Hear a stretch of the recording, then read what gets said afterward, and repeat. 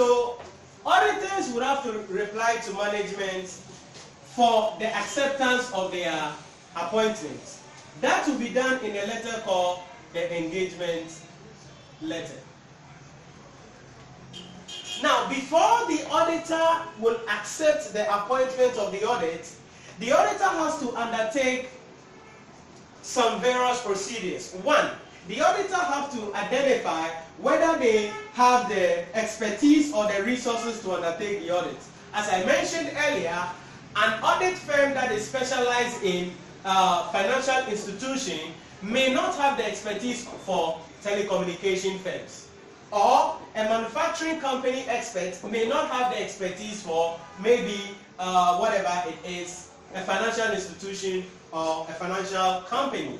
So we would have to find out, one, do we have the resources, the expertise to be able to undertake this kind of audit? They find out about that. Two, what is our understanding of the industry, of the clients? What understanding do we have of the clients? And we're going to be doing all that. Three, aside this, is there any independence issue that we need to consider as a company? We need to take that into consideration. Who are the shareholders? Who are the owners of the company? Do we have any connection with them? Are we auditing any firm that is related to this company? We will ask ourselves of all those questions. When we find out and we realize that, okay, there is no issue about it, and sometimes, not all sometimes, but almost all the time, we are going to speak to the outgoing auditor. That is, if it is not the first time the company is engaging the service of an auditor. So we will speak with the outgoing auditor and ask the outgoing auditor, is there any reason why you think we should not accept the audit of this company? Then they may tell you that yes, we left them because they are preventing us from doing our work properly. So we have left them. Or we left them because they were not paying us how much they said they would pay us. Or we don't have any problem with them. Our time is just due, or we are now too big, we can't audit that firm, so go ahead and audit them. So we seek the opinion from the outgoing auditor. Remember, before we do that, we need to speak with the company for them to give us their address and we connect with them. After we undertake all these and we realize that everything is okay, then we're going to write to management to accept that we have accepted the audit, and the letter we issue is what refers to as the engagement letter. In the engagement letter, we are going to communicate our acceptance of the audit. We are going to also communicate about the audit plan and the audit strategy that we're going to be using on the audit. We are going to tell them the timing that we are going to be coming there for visit, and all other information guiding our audit or the audit engagement. We communicate that to them. Now, after we do this communication, or simultaneously as we are doing the communication, we need to plan what? The audit. How we are going to undertake the audit. So, what is audit planning then?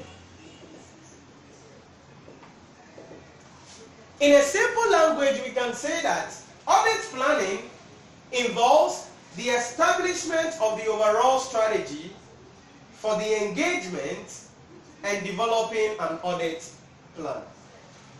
Audit planning involves the establishment of the overall audit strategy for the engagement and developing an audit plan. Establishment of the overall strategy for the audit and developing an audit plan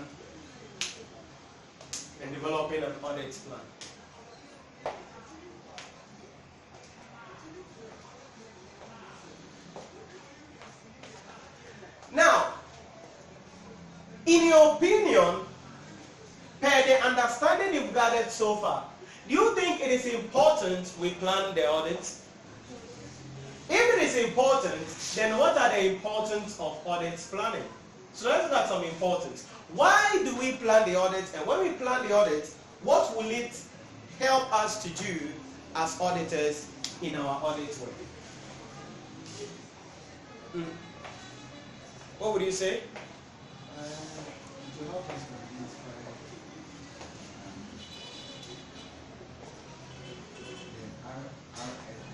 RMF, that is a risk of material misstatements.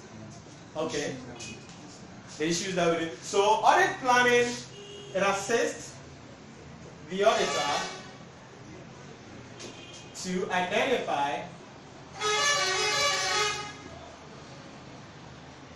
risky or key areas of the audit which may result into risk of material misstatements. Yes.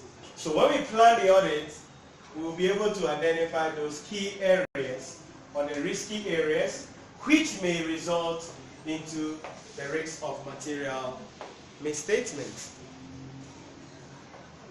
Apart from that, what can we say? When you plan an audit, one of the things you can do is that it also assists the auditor to devote appropriate resources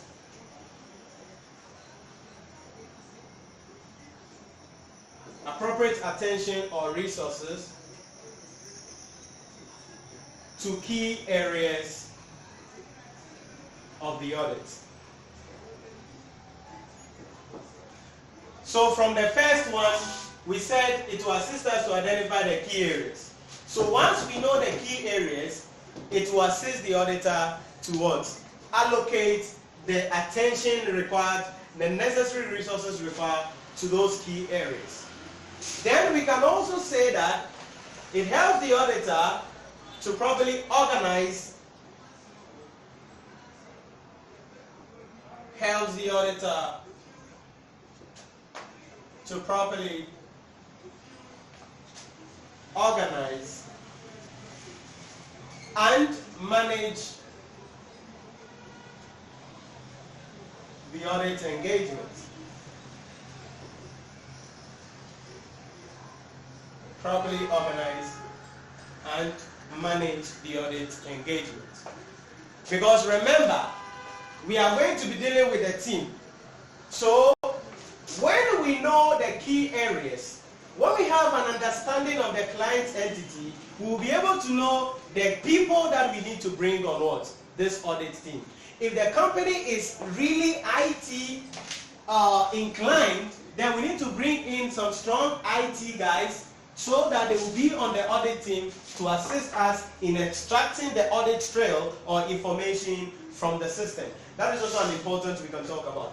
Fourth, we can say that facilitating, it facilitates or it helps it, or yeah, it facilitates or to facilitate. To facilitate the direction, to facilitate the direction and supervision of engagement team members.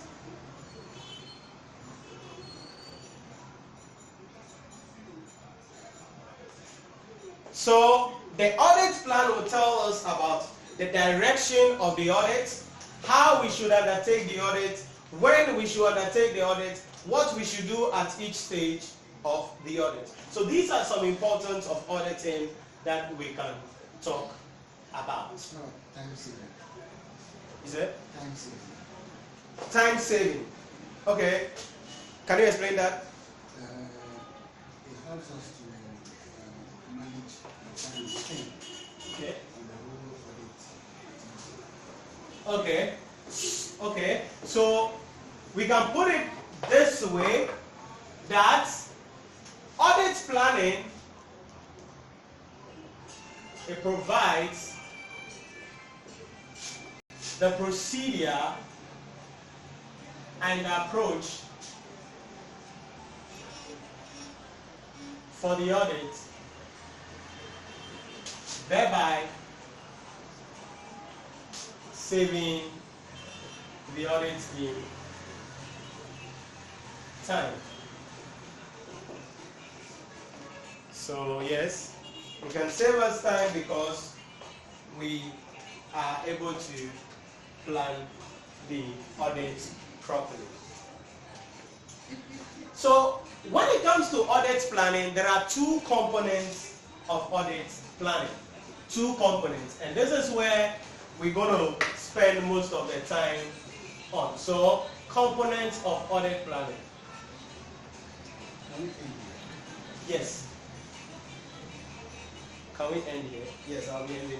Components of audit planning. Two. So I'm listing them down and we'll take them from next week. Audit strategy and then audit plan. So these are the two components of audit planning, and we're going to take them one after the other, and below each of them is a tall list of things that we have to do under the audit strategy and also under the audit plan. Then from there, we will put the two together and then we will see how audit planning is about. So that is it about it. And